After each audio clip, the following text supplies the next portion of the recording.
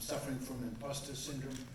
The only connection I have is my dad was an electrical engineer, inventor, and with a passion for transformative technology. And I know he would say two things right now. One, how the hell did you get there? And two, an enormous thank you to all of you for empowering the world. But you also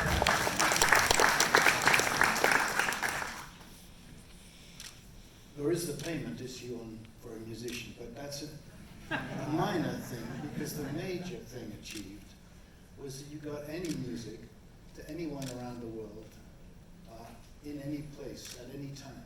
And for the last 2 years, I've spent a lot of time, for family reasons, in hospitals. And I was thinking, well, why the hell can't we do that for medicine? And sitting on the top of what Nicholas was saying, and seeing now what his CTO, Mary Lou Jepson, is doing now with infrared light and scanners. But the physical sciences may be sneaking back into medicine with cellular medicine, and perhaps we can steer some of medicine away from the hands of big pharma and the knives. And if, along with data, if we could get some new treatments that would, in the same way that light and focused ultrasound or NovaCure using electromagnetic fields, all the digital versions of healthcare, which as soon as they can get into your world, then they can be made affordable and get to anyone, anytime, any place, and healthcare definitely needs that. So that's the plea.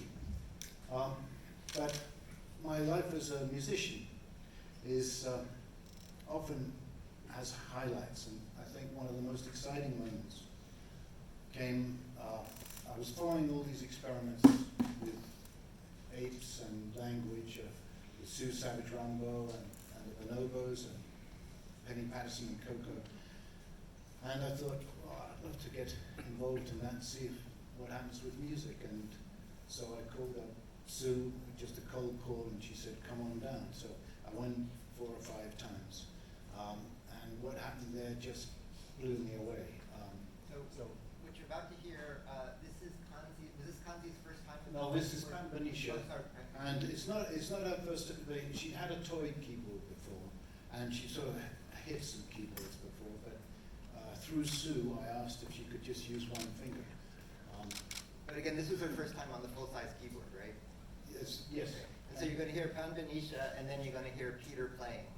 Yeah, I'm in the next door room on a keyboard. So if we can run the video. And Sue. Ruby's song was, this was just the title. She could choose through this board the subject for the song.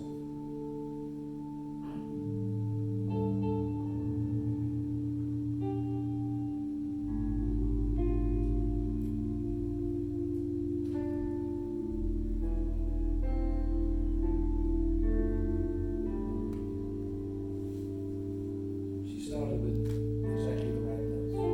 Musical and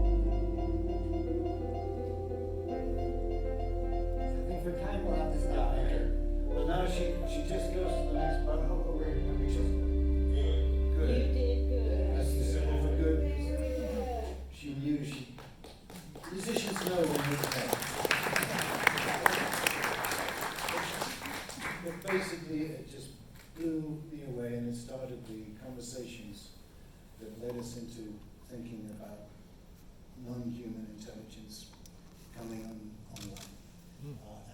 And so from there, at a TED event, Peter took me to the side and said, sort of, there's a problem. There's something going on here that normally I don't talk to great apes, but with the keyboard we can talk to each other. The internet forgot them. And so yesterday there was this amazing event with Sue, with Penny Patterson, with all of the pioneers in interspecies communication. And so we'll go to, now we can play Jane's greeting.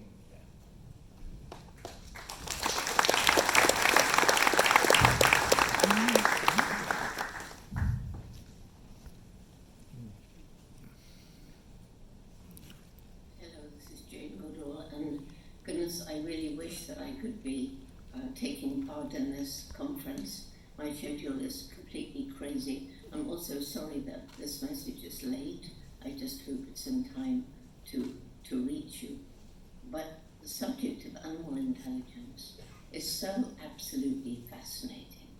And of course, as all of you probably remember, it was when I went to Cambridge University in the early 60s, I was told that animals didn't have minds that could solve problems, and that we humans were completely unique. So, as I had a wonderful teacher when I was a child, I was able to stand up to those professors, which was pretty brave of me because I hadn't even been to college, and there I was doing a PhD, and this was my childhood teacher, Rusty. And as all of you know, of course animals are intelligent, but it was this observation made in 1960 that really started shaking up the way scientists believe.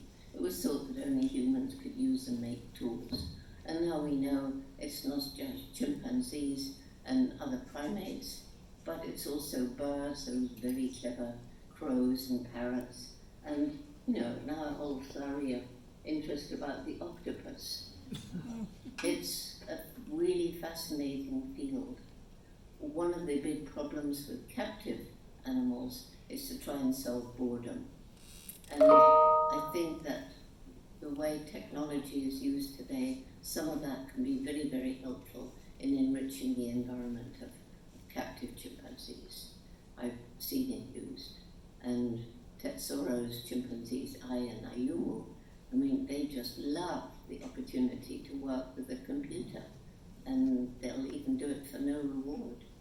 So I hope that you have a fabulous conference.